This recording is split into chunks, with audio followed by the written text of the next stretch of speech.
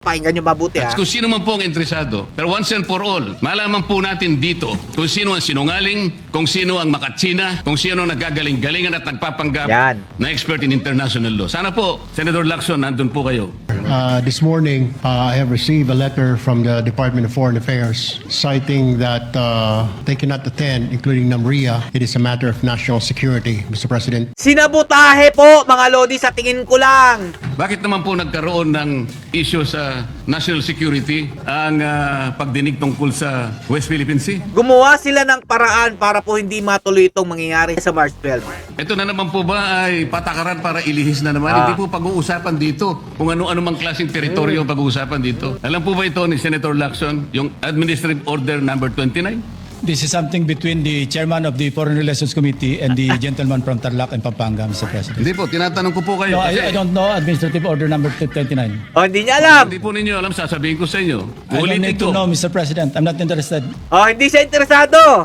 Alam kong alam mo yan, Senator Ping Lacson. Hindi ka tanga, hindi ka bobo. Si Senator Lacson po ay pagkakaalam ko isang magaling na investigador. Eh ngayon po pala yung manghuhula na. Eto lang tatandaan nyo, kahit ano gawin yung paglilihis ng istorya dyan. Kapag si VP Sara Duterte, naging katandem po ito si Senator Rodante Marcoleta sa 2028 at nanalo po itong dalawang to. Maglalabasan at maglalabasan po yung mga baho ninyo.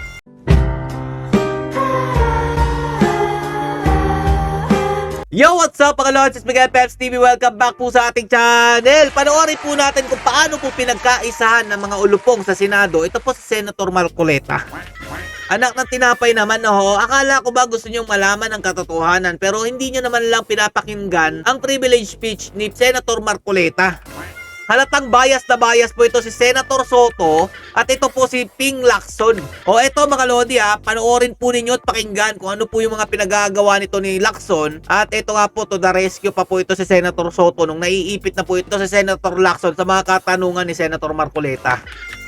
O eto. Hindi ba pinahayag po ninyo sa isang pag-i-interview ninyo na kung si Saldi ko lamang ay makakuha ng isang subscribe statement kahit sa Zoom lang, ipatatawag namin siya? Bakit hindi po ganun ang ginawa ninyo? Pwede naman siyang mag-Zoom pagkatapos na magkaroon ng apostilled sworn statement. Bakit hindi po ninyo ginawa? Meron naman pong Zoom natatakot yung tao, nanganganib ang kanyang buhay at palagay ko naman, nanganganib nga talaga. Iintay pa po ninyo na humarap sa inyo? Pwede naman ang Zoom Kung talagang gusto nyong tuntunin ang lahat ng mga ebidensya na dapat nating puntahan. Ito po yung pinupunto ng aking privilege speech kahapon Hindi ko nga po alam na kapag ako po ang magdi-deliver ng privilege speech, Mr. President, palagi po kayong nawawala kasi nga nasa bandang huli na po ako O di ba? Halos hindi nila pinakikinggan ang privilege speech ni Senator Marcoleta.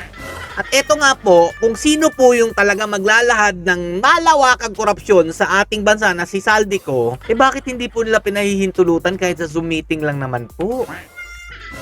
Talagang pagtatakip lang po ang pagpapaupo dito kay Senator Soto at saka dito kay Senator Ping Lacson dyan sa Senado. Halatadong halatado po mga lodi. Pero kung talagang gusto nyo lamang, alam nyo naman nasa agenda po natin kung sino po ang tatayo para mag-deliver ng privilege speech Ayaw ko pong isipin na sinasadya ninyo. Ngunit narinig naman po ninyo Mr. President, pagkatapos isasama yung Kalayaan Island Group. Ano po ba talaga pinag-uusapan natin dito? Yung kapakanan ng bayan? Pinipilit po nyong pinagtatanggol ko ang China. Ito ang laging bukang bibig, lalong-lalo na po ng mga loyalistang tanso na Pinklawan. Si Senator Marcoleta daw po, maka-China daw.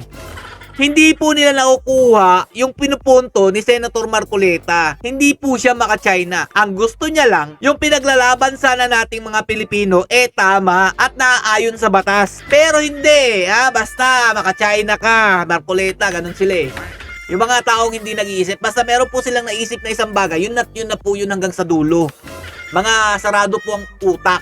Hindi nila nakukuha yung pinupunto ng tao na ito po napaka-importante ko sapin para lang po hindi malihis kung ano po talaga pinupunto o tinutumbok nitong investigasyon about sa West Philippine Sea. O eto pa po mga lodi, panoorin pa natin. Sa March 12 po, Mr. President, Senator Lacson.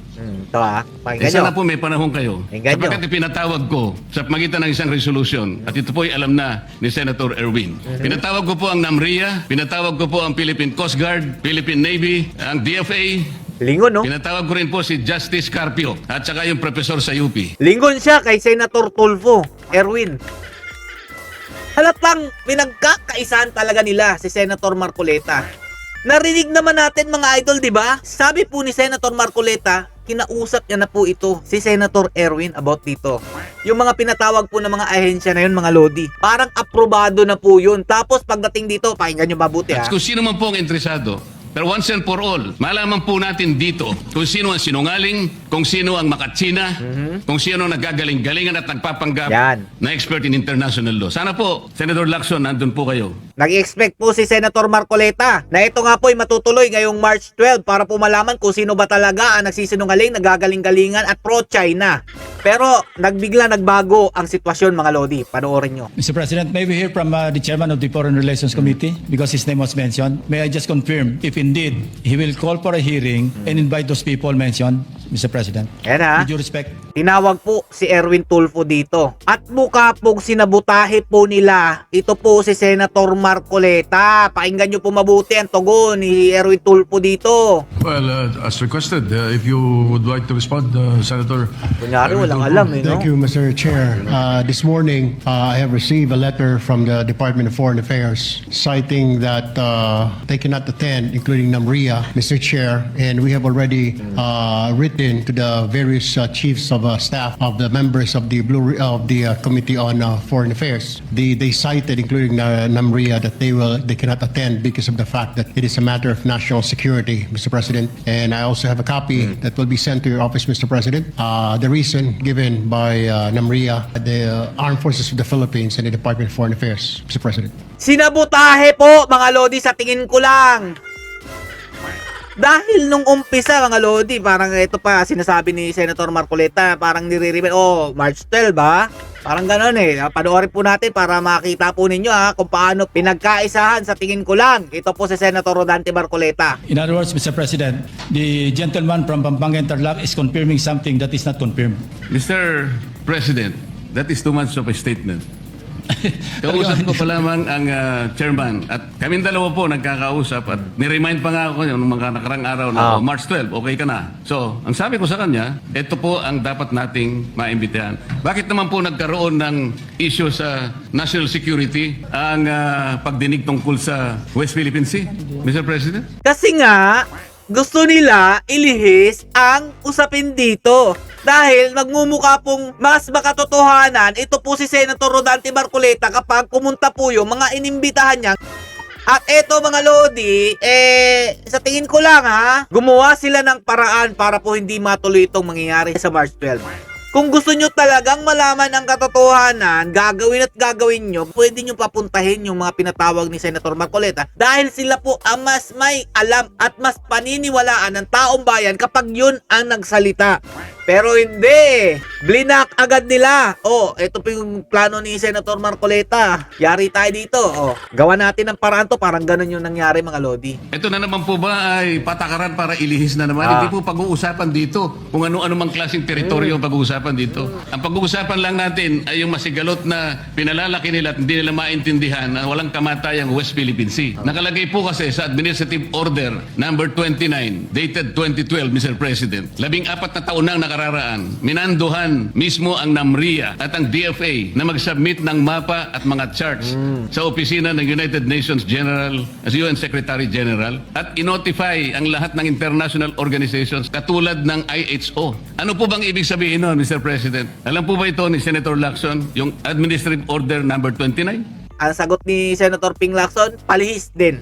This is something between the chairman of the Foreign Relations Committee and the gentleman from Tarlac and Pampanga, Mr. President. Hindi po, tinatanong ko po kayo. No, kasi I don't know Administrative Order number 29.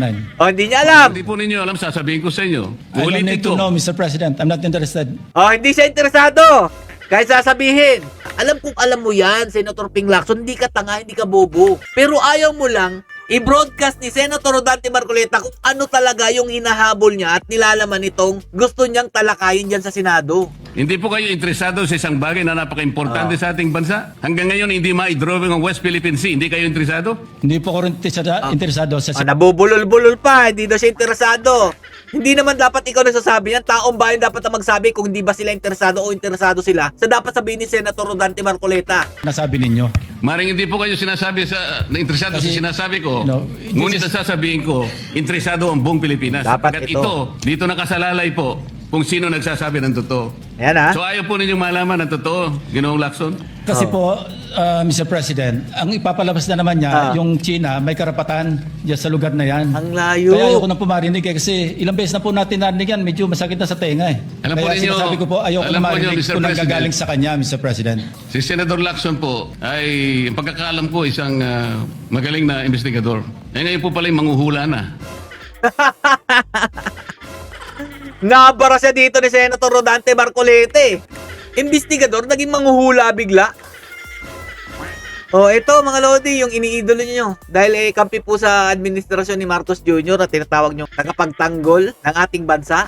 Pero ayaw niyang malaman ang katotohanan na gustong ipakita ni Senator Rodante Marcoleta sa taong bayan kung ano po ba talagang dapat i-claim natin. May statement si Senator Lacson na sinasabi niya dito na kung ang pag-uusapan natin dyan ang paglaban sa korupsyon, walang makakapantay sa aking pagpupursige na labanan itong korupsyon. Wow ah! Kaya pala nasali ka doon sa nabanggit na merong mali-malitang pera.